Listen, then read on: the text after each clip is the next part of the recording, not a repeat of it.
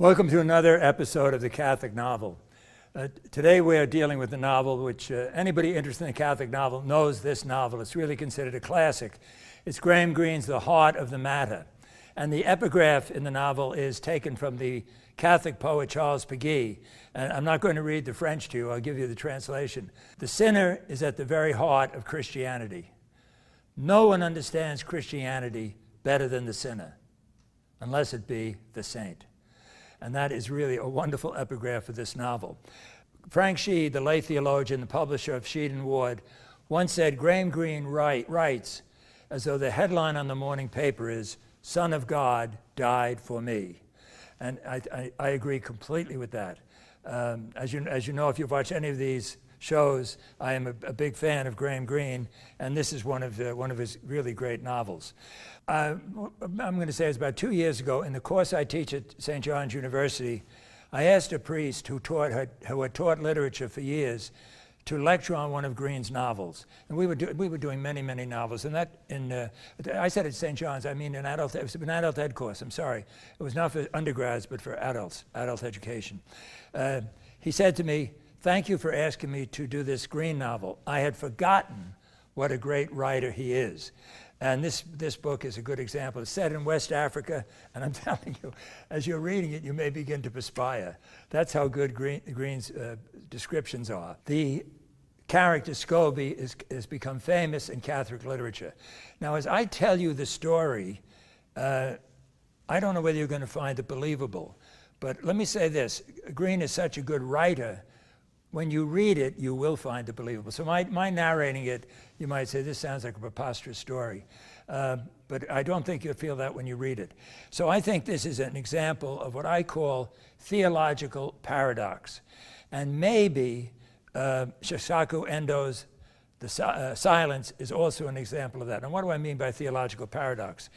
I mean something like this. The apparent sinner turns out to be the holy person, and the apparently devout person turns out to be the sinner. The easiest example is a play by Graham Greene called The Living Room. There are four key characters: a priest who is retired and an invalid, his two sisters, and his niece. And the title comes from this. The whole play takes place in the living room, but there is a bathroom right off the living room, which is not the way most architects design rooms. And as you watch the play, you become aware of this. This is very strange, people going to the bathroom off the living room, okay? And as the play develops, you discover that several rooms in the house have been closed because somebody in the family died in that room. And the sisters, who are supposedly devout Catholics, are very much afraid of death. And so they keep closing off rooms until now they're left with this room, which was once a bedroom, and it's now the living room. In the climax of the play, the niece, who is having a love affair with a married man, and she comes to her uncle for help.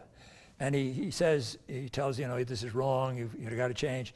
And then she commits suicide shortly after that. And he says, when she came to me, I prayed to God, give me the right word. But I hadn't prayed in 20 years. I had neglected the divine office. I very rarely celebrated Mass. What right did I have to say to God, help me to say the right word, when I had 20 years to prepare for that moment?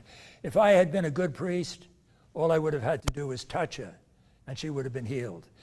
But the girl's suicide is a conversion experience for the priest, and he then tells his sisters, look, open all the rooms. We're no longer going to be afraid of death. Now, that's a theological paradox, okay? The two sisters who look like they're devout are not very devout. And who knows, the girl who commits suicide maybe is closer to God. Okay, now let me zero in on this story. Scobie is a minor police official in West Africa. He's got a tremendous reputation of being incorruptible. He has never done anything wrong. He's never violated his office in any way.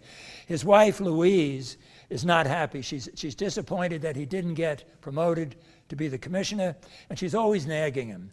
And she wants to go on a vacation, but he doesn't have the money to do it, to send her. But either out of love or pity, he does send her. And the way he gets the money is he borrows it from a smuggler, which is really a no-no for a police official. And that one little slip becomes very, very important. It's the first step down on a very slippery slope. You know what I thought of as I was thinking about this novel? Orson Welles' film Touch of Evil. Orson Welles plays a sheriff, and he's just got a knack for spotting the murderer. I mean, he's kind of a genius as a policeman. But to catch the murderers, he always juggles the evidence. He gives fake evidence. But it turns out he's always right. He's got the right person, though he does it through immoral means. And that's the touch of evil, okay? And eventually leads to his downfall. Now, I'm thinking the same thing with Scobie. He just borrows some money, and eventually he gets deeper and deeper into trouble.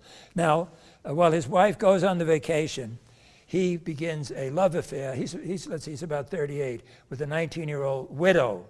There's a shipwreck, her husband died, she's brokenhearted, and once again, either out of love or pity, he begins to have an affair with her.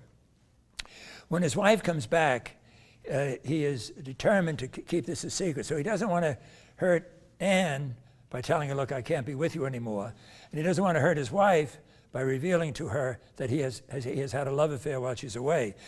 So the way Green, as I say, if telling you the story, it may seem far-fetched to you. I don't think you'll think that when you read it. Green was such a great writer; he could make this believable. All right. So as the plot develops, Scobie sees that his wife suspects he's not in the state of grace, and so she says to him, "I want you to go to confession." So he goes to confession, but he cannot tell the priest that he intends not to commit this sin anymore. I'm sure you all know, confession is not magic. When you confess your sins, you have to intend not to do the sin again. You may do it again, but at the moment of confession, you're intending not to, and he can't do that. So he leaves the confessional, the priest is Father Rank, he leaves the confessional without absolution. Then she suggests they go to Mass together. And he comes up with some excuse, but then the next Sunday she mentions it again, and he figures, you know, I'm going to hell anyway. If I make an excuse again, she's going to get wise. So he goes with her to Mass. And I want to read two paragraphs about his experience at Mass. Now, this is also a kind of a theological paradox. Green is writing about a man who's about to commit the sacrilege of receiving the Eucharist in the state of mortal sin. And yet Green writes about it in such a way that the presence of Christ in the Eucharist is awesome. And this is what I find in reading Green. God leaps off the pages at us. Christ leaps off the pages at us. So he's in church, Mass is beginning, he's made up his mind, he's going to receive communion, and this will convince his wife that this will dispel all her fears that he's having some kind of an affair. Okay? The words of the Mass were like an indictment. I would go unto the altar of God, to God who giveth joy to my youth. But there was no joy anywhere. He looked up from between his hands, and the plaster images of the Virgin and the saints seemed to be holding out hands to everyone on other side beyond him. He was the unknown guest at a party who was introduced to no one. I think that is a great image. You know, being at a Mass in the state of mortal sin, you're like the uninvited guest. The gentle, painted smiles were unbearably directed elsewhere. Then he starts reflecting on priests who say black masses. Those ruined priests who preach at a black Mass, consecrating the host over the naked body of a woman, consuming God in an absurd and horrifying ritual, were at least performing the act of damnation with an emotional larger than human love. They were doing it from hate of God or some odd, perverse devotion to God's enemy. But he had no love of evil or hate of God. How was he to hate this God who at his own accord was surrendering himself into his power? He was desecrating God because he loved a woman. Or was it even love? Or was it just a kind of pity? He tried again to excuse himself. He says to God, you can look after yourself. You can survive the cross every day. You can only suffer. You can never be lost. Admit that you must come second to these others. And myself, he thought, watching the priest pour the wine and water into the chalice, his own damnation being prepared like a meal at the altar, I must come last. besides being terrific writing, I think theologically it's pretty good, okay? So though the scene is a man is about to commit a sacrilegious act, the way Green paints it, he's doing this out of concern for others, not hurting others. Then I'm just going to cut a page or two further and get to the actual reception of communion, okay? So the name of this celebrant is Father Rank.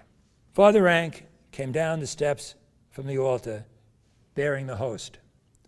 The saliva had dried in Scobie's mouth. It was as though his veins had dried. He couldn't look up. He saw only the priest's skirt like the skirt of the medieval warhorse bearing down upon him. The flapping of feet, the charge of God. If only the archers would let fly from ambush. And for a moment he dreamed that the priest's steps had indeed faltered. Perhaps after all something may yet happen before he reaches me, some incredible interposition. But with open mouth, the time had come. He made one last attempt at prayer. Oh God, I offer up my damnation to you. Take it.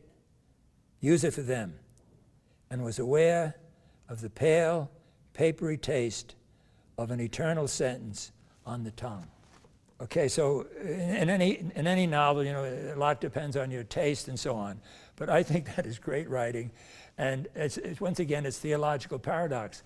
This man is about to commit what is objectively a very serious sin, to receive communion in a state of mortal sin. But the way he's looking at it, it's an act of unselfishness. So is Scobie, and I'm telling you, articles were written about this, is Scobie a saint, okay? And you're certainly entitled to your own view of this. But you want to read a novel that will grip you and that will, perhaps, I think, indirectly nourish your faith. I think this is a good one. Now, I don't think I'm spoiling it by telling you that he does commit suicide. He thinks it's the only way he cannot injure either his wife or this woman he's having the affair with. So he does commit suicide. After he is dead, his wife discovers that he has been having an affair, and she goes to confession to Father Rank. And she's absolutely furious at her husband. Now, I can't quote you the exact dialogue, but she conveys to the priest, why did he do this? And she's very angry at him. And the priest says, neither you nor I can understand the unfathomable depth of God's mercy. And when I read that recently, all I could think of was Pope Francis. Pope Francis says God's name is mercy. So one of the reasons we should never judge, we can judge actions, but one of the reasons we should never judge anybody is because of God's mercy. And my understanding of what the Pope is saying is it's not the same as forgiveness. Forgiveness is okay, you're forgiven. No, God's mercy is a constant thing. If God's name is mercy, it's available all the time, accessible all the time. We can be touched by God at any moment, okay? So if the sections I've read appeal to you, take a look at the heart of the matter. I'm sure you will find it provocative, interesting, and perhaps even challenging in terms of the meaning of Christian faith.